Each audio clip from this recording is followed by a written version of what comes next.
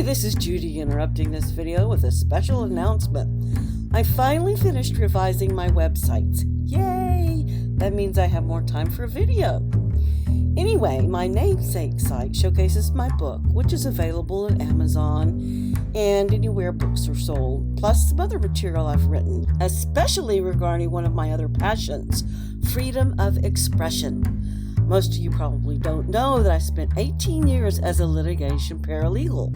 So this site features a law page, and on that page you can find information about my social activist projects and some free resources. Now at the bottom of the page, the home page, you can find links to all my creative projects, like my other main website, waywardmuse.com. There you can discover what a wayward muse really is and why I chose that as my username.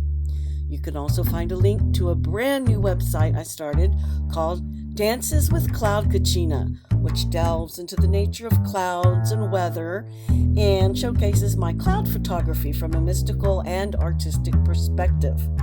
So if you're interested, that's that. Now back to the owl.